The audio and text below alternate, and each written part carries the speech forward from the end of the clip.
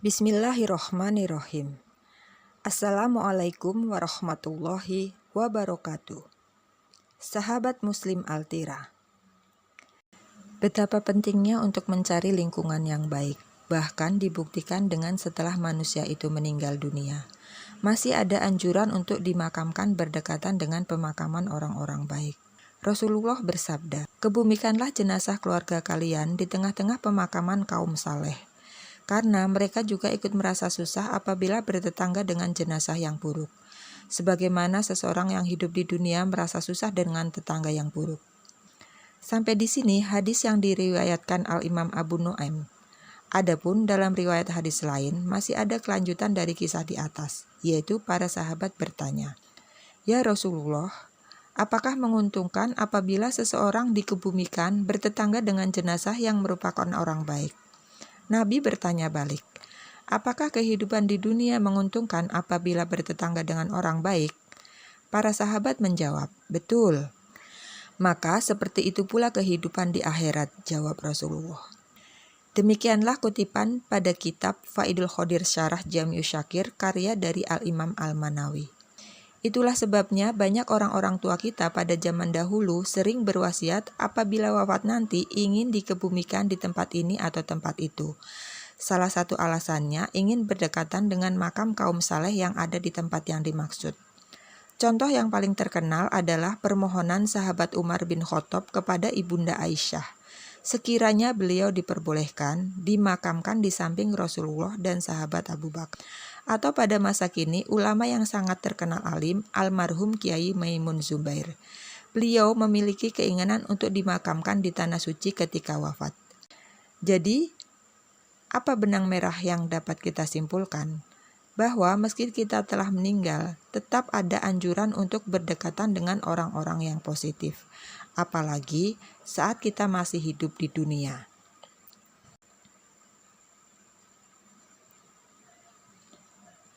Orang-orang yang sifatnya tidak terpuji akan menularkan sifat tidak terpuji pula kepada kita. Itulah sebabnya ada istilah toxic friend, yaitu teman yang meracuni kepribadian kita. Misalnya mereka yang selalu merasa tidak puas dengan apapun yang mereka miliki dan merasa bahwa hidup ini penuh dengan ketidakadilan. Tak ada orang yang benar di mata mereka. Apabila kita dekat dengan orang seperti ini, perlahan-lahan kita belajar bagaimana caranya bersikap tidak puas dengan apapun yang kita miliki dan merasa hidup ini tak adil terhadap kita. Lambat laun semua orang salah di mata kita. Proses teracuni itu memang pelan tapi pasti. Knowledge is the result of human sensing. Semua sikap itu, baik ataupun buruk, pertama kali kita mengetahuinya dari hasil penginderaan terhadap objek di lingkungan kita.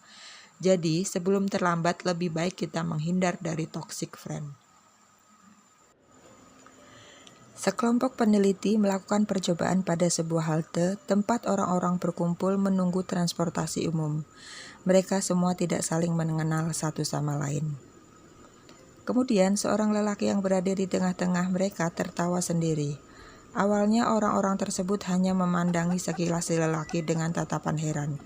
Bagaimana bisa tertawa tanpa sebab? Namun dia tetap saja tertawa lepas dan bahagia.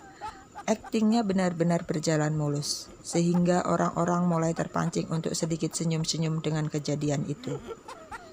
Lama-kelamaan beberapa di antara mereka ikut tertawa, bahkan ada yang sampai terkekeh-kekeh tanpa tahu apa penyebabnya.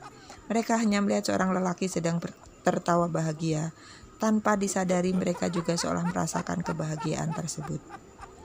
Penelitian ini dilakukan untuk membuktikan satu hal, bahwa kebahagiaan itu menular.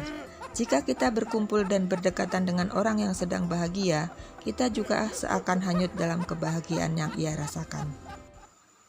Emotions are contagious. Choose careful, your environment will become you.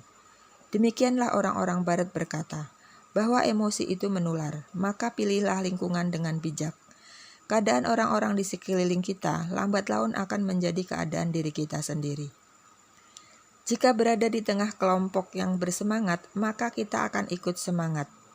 Energi positif mereka mengalir ke dalam diri kita bagaikan aliran listrik yang merambat kepada benda-benda konduktor di sekitarnya. Sebaliknya, ketika kita berada di antara orang-orang yang pandai mengeluh, mudah menyerah, maka jangan salahkan siapa-siapa jika diri kita lambat laun juga menjadi pribadi yang pesimis, karena energi negatif juga sama menularnya. Jangankan manusia, bahkan iblis saja karena dikelilingi oleh para malaikat, maka ia dianggap sebagai bagian dari kelompok malaikat juga. Oleh sebab itu Allah tidak memanggil iblis dengan panggilan tersebut, namun digabungkan dengan panggilannya kepada malaikat. Dan ingatlah ketika kami berfirman kepada para malaikat, "Sujudlah kalian kepada Adam." Maka mereka bersujud kecuali iblis. Ia enggan dan takabur, dan adalah ia termasuk golongan yang kafir. Surat Al-Baqarah ayat 34. Namun iblis yang sifatnya sudah seperti malaikat itu akhirnya kalah dengan kesombongannya sendiri, sehingga ia dikeluarkan dari golongan malaikat. Demikianlah bukti bahwa lingkungan memang berpengaruh. Bersikaplah selektif dengan medsos yang kita ikuti, buku yang kita baca, dan orang-orang yang sering berinteraksi. Energi mereka akan menular kepada kita. Salam berkah berlimpah. Ada rezeki baru jika kita mau mencoba kehidupan yang baru.